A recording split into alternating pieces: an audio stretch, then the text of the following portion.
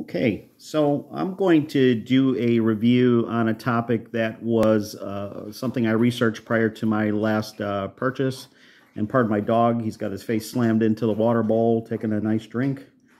Um, so I have purchased a Omega Speedmaster JDM model that I just did a recent video on, and one of the questions I raised was whether or not I would receive a import tax bill prior to delivery. I have I have gotten on the watch forums like WatchUSeek and tried to do some research before purchasing the Omega I purchased, and it was kind of, I got some different viewpoints and different outcome scenarios. Some people, let me step back. So you're allowed up to $800 purchase outside the U.S. To bring into the country. Anything below that 800 or less, you're not hit with any kind of tax bill. Above that, you're supposed to be assessed a duty tax. So with this watch, it was a purchase of $1,362. That was the final bill, everything, free shipping included. And that was in the invoice on the box. So when it arrived to customs, which it was shipped through FedEx, but this particular seller uses either FedEx or DHL, from what I understand. But this one was shipped FedEx, and so my concern is that it was going to be delayed or held after it cleared U.S. customs at like the FedEx facility, and then they were going to ship me out a bill, and I had no idea what the amount was, and that's what the amount of the bill would be, because it was over $800. So in my research, I determined that it's assessed and broken up into different components of the watch. So here's the letter I got from FedEx, basically explaining why did I receive a duty tax invoice. And it just goes on to explain what is what's assessed, and the amounts, and just a basic description. So the other sheet here is the actual charge. So like I said, I paid $1,362. That was on the invoice that FedEx and Customs was able to see.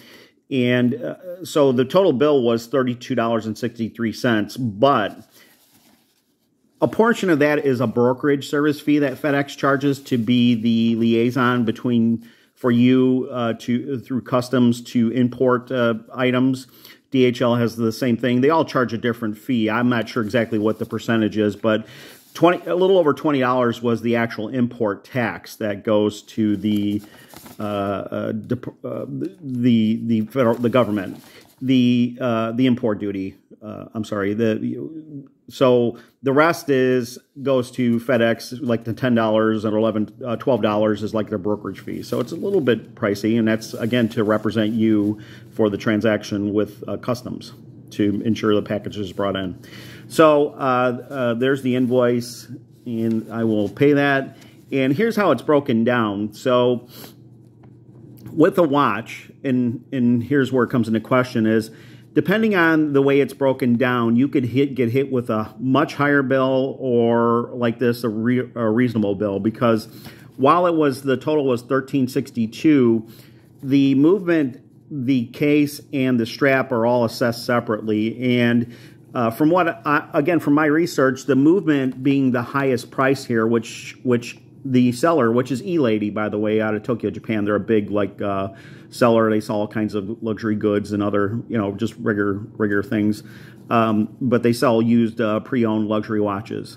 And and they're a big seller in Tokyo, Japan. They're reliable. And so how they assess the actual values of a used watch is kind of interesting, and I'm just going to show you. So the movement, which in that watch is a Valjoux 7750, it's an Omega caliber 1155, but that's the techie geek in me getting into the mundane details. Customs could care less about all that stuff.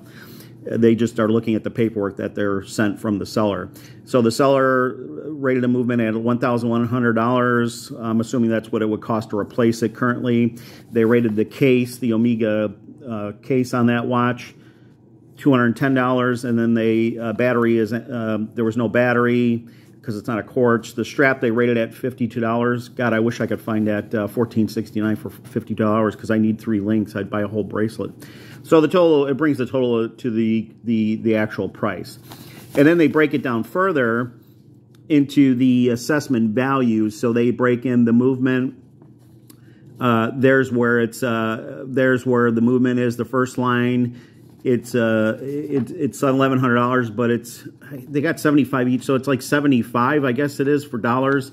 They have the watch case, which this is what is interesting. The watch case and the band are assessed at much higher rates. If you look at the rate, it's like 6% and 14%. If I'm reading this correctly, and if I'm not, please chime in to correct me. But so they rate the case at 6%, which comes up to $1,260, and 14% for the band, which is the most expensive, at $7.28. So that's the total customs charge is $20.63, and then the difference between $20.63 and the $32.63 is the which is what, $12. That's the brokerage fees, being the liaison between you to represent you to import the goods that you purchased overseas. So that's what I wanted to maybe highlight on some of the aspects, because while this purchase was broken down, I think fairly.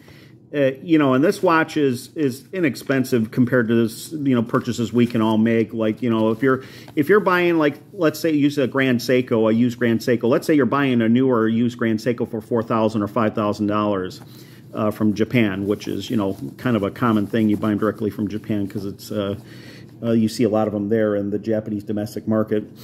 At $5,000, you're going to have higher assessed rates for the movement, the strap, and again, not so much as the movement, because if you look at what the movement's assessed, it's the lowest part. And in all honesty, the movement on most watches represents the largest cost. Like, let's use a Rolex Submariner, the previous generation, the aluminum bezel one, the 16610, which was, had a long production span of around the late 80s through 2010.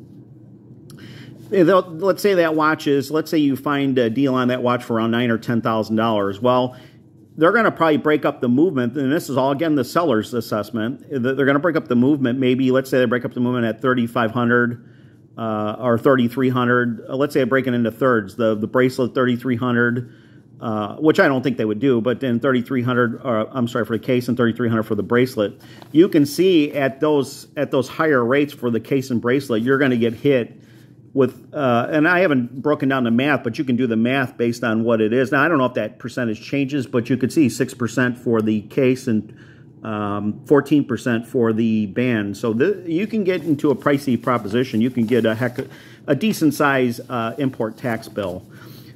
And that leads me into my other scenario when contemplating on where to buy, which I did with my Datejust. With my Omega, it was pretty clear-cut because that was a JDM model, and U.S. sellers seem to have something going on with that particular model, and that was the reference number 3511.50. Again, only offered in Japan, but it's a Panda dial. It's using kind of the reduced case, but they don't refer for it. You can look at the video I just did previously. And I see a lot of sellers are bringing it over, and then they're either reselling it or selling it after maybe a couple years of ownership, and they're asking almost double what you can buy them in Japan for. So maybe they know, maybe they're kind of playing on the import tax sphere. But for a lower end purchase like that, you could see that's a reasonable charge. I personally would not buy like a $10,000 Rolex from Japan or even Hong Kong or the Philippines, because I can see that bill being pretty hefty and negating the savings that you're making by buying here in America, and I'll elaborate. So when I just out of comparison, I did a 16610, and I looked at what was available currently before I shot this video. The cheapest, the least expensive ones from what looks like reputable sellers on Chrono24 that have some lengthy time that have been selling. So you're assuming you're not going to get screwed. You're actually going to get the watch that's shown in the pictures, and it's going to have the correct movement. It's not going to be a fake movement or, aftermarket parts, because you got to look at the seller ratings. And I've not bought from Chrono24, so just take this with a grain of salt. So, and do your own homework.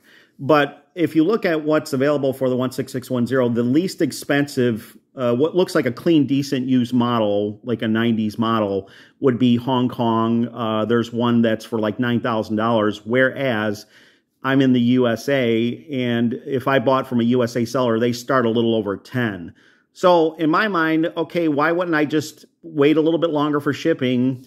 I'm sure this is the thinking process a lot of us get into, and just deal with a little bit longer shipping to get my price watch I've been looking for and save $1,000. Well, when you factor in what you're going to pay probably through the import tax, on top of the tax you're going to pay when you make the purchase on the U.S. tax you're going to pay, which is either 8% or whatever it is. I pay about 8%, somewhere around 8% for purchases of watches, like if I make a purchase through eBay. So if I did that through eBay and purchased a watch that's in Japan or another country, I pay the U.S. tax, sales tax, and then I get hit with an import tax on top of that, which, again, on a $9,000 watch that you're thinking you're saving $1,000 by going through Hong Kong or Japan, because they do sell them a little bit cheaper. And maybe they do it because they know they have a lot of American interest in buyers, and that the buyers are aware, some buyers may be aware or shocked by the import tax bill that they're going to get. Because while this one that I ordered was, you've seen the price, it's, a little over $1,000 for the watch. It wasn't held up in the shipping progress. It moved from place to place. It cleared customs. It hit the FedEx location in Illinois, and then it moved, in a timely fashion. And I believe because of the amount, this invoice is based off the honor system. It's small P's for FedEx. They already negotiated the deal. They got the brokerage charge, and they paid $20. Actual $20.63 towards customs to release the watch through to the U.S. And for them, that's small chump change. If I was the kind of person that wouldn't pay this bill and just throw it in the garbage, what they probably do is the next time I order an item outside the U.S. is they would probably that next time hold it at the Illinois FedEx or another facility until and then send me out this invoice or the invoice to pay the bill, and then they'll release it after payment's fulfilled. So that'll delay your package maybe up to a week or two. And you don't want an expensive watch of any sort sitting in a FedEx or DHL or I'm not familiar with UPS, but you don't want it sitting in a facility, and the longer it sits there not moving, the more risks you take of something happening. And that's all I'm going to say about that. I'm not accusing any of them of being thefts, but I've read actual stories on Rolex forums and other watch sites, because I'm on every site doing research, and some of them are just make you shake your head with the. And the worst part is if if there's insurance, because then if you buy a bargain watch for $5,000 or $10,000, but the sender didn't insure it because they don't want to spend. They included it in the cost of the purchase, but they didn't want to add the added insurance of $10,000 to cover it. You got a nightmare scenario if the package goes AWOL, getting your money back. That's why as a private party seller, I probably irritate some people, because I like I said in my previous videos, I don't sell a lot of my collection. I'm not a buyer or seller, but sometimes I buy a piece, and if I don't like it after a month or two, and I just say, you know what, I got kind of the same watch, like that Datejust I just bought just last week. I'm thinking, what, sometimes I ask myself, I wanted a two-tone gold, but here I am, I have a 1970, early 70s stainless steel one. So the only difference is one has a pipe hand dial, one doesn't. So then, one's stainless steel, one's two-tone gold. And then I think, sometimes I say, well, why did I buy this one when I got, what's the difference? Okay, it's gold versus, that's how us watch people can get. We want want sometimes just the same model with different specs on it.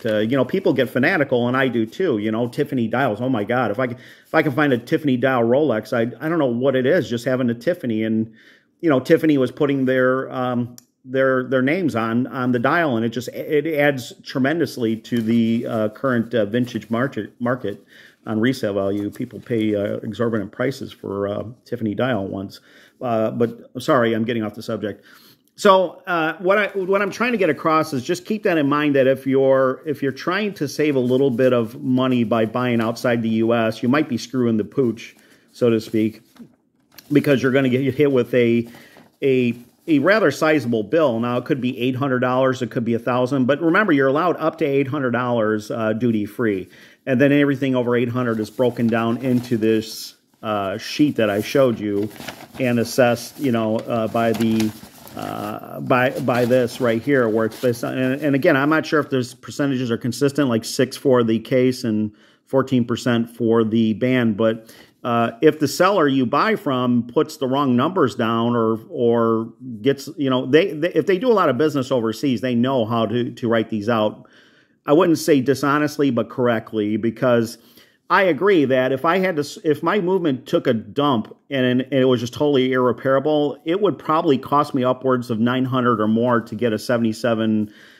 Maybe I'm wrong. I got to get online and look, but maybe an actual Omega caliber 1155, because I wouldn't buy just a Valjoux 7750 basic. I would have to be in a pin in the what I am with details. I'd have to buy 1155. So when one of those pop up, I can assure you that a seller is going to be asking more than a base model 7750, because it's got the Omega badging on it. So I kind of agree with that. I think that, the case, it's nothing special on this one. It's a JDM 38 millimeter, 39 millimeter. That's open for dispute. I'd have to see what Omega actually listed for, but every seller listed from 37 to 39 millimeter. But the actual case, I think that's pretty fair. They have a 210. I don't know. It seems on the low end, but the bracelet is way on the low end. And actually, I take that back. The case is on the low end, because if somebody was to sell a used or like a new old stock case, I'm sure they would be asking over $500 or more for it. But again, I don't know how they come up with these prices. This is just daily business for a vendor selling watches, internationally. So again, sorry for the long-winded video, but I thought I'd break this down if there's anybody of interest, because we all are lured by some of the lower prices in Japan and other countries for the same watch model. And if you're trying to buy your birth year watch, some people get, want a Rolex that's their birth year, and they find a model that's a good price and it's overseas. Keep in mind, you could get hit with a heck of a bill, unlike this, which was only really $20 plus the brokerage fee. That you could be paying way, way more based on the values of the assessment. So just something to keep in mind, and just wanted to maybe clear up, hopefully try to help people clear up a little bit of mystery on import duties. Fees. Okay, thanks.